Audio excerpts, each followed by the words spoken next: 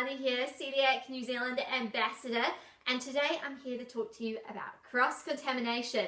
Now, before you start cooking, it's really important that you control cross-contamination in your cooking space. The reason for that is that just 1 crumb of gluten can do damage, and so we need to avoid gluten basically at all costs. So first things first, before you cook, I want you to fill a sink with hot soapy water, grab a cloth, and I want you to actually wipe down all of your bench prep space.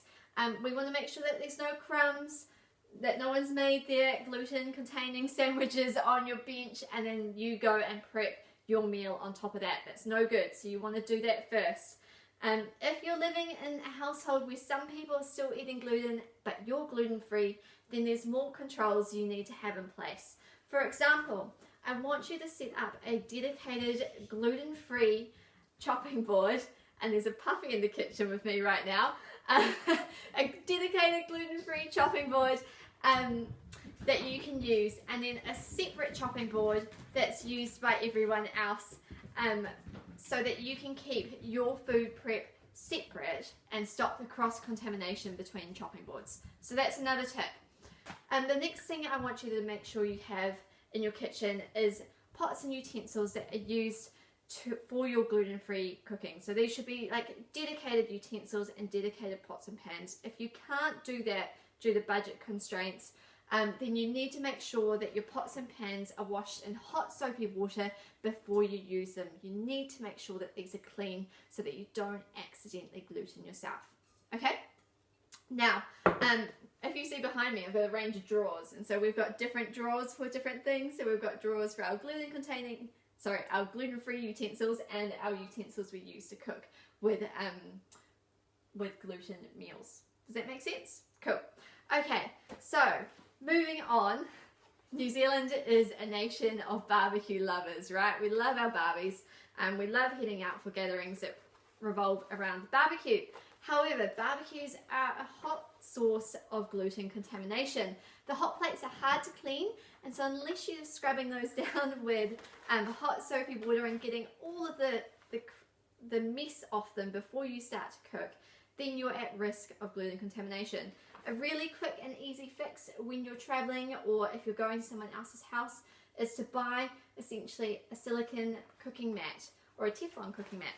You can get these from places like Mitre 10. They're not too expensive, and what you do is that you put this on top of the flat barbecue plate, then you cook your food first on the mat, and everything stays nice and clean. There's no cross-contamination, and you can eat safely. It's a fantastic option. Okay, so the next tip I want to share is around toasters. I love toast, and so does my partner. My partner is not gluten-free, but I am gluten-free. Now, before I mentioned that 1 crumb of gluten can do damage. So essentially that means you need to have 2 separate toasters in your household. You need to have your dedicated gluten-free toaster, that's my one in the corner, and then you need to have one that can be used for people who want to have their regular wheat-containing bread. So we have a secondary toaster set up in our kitchen, which is what my partner uses for his meals.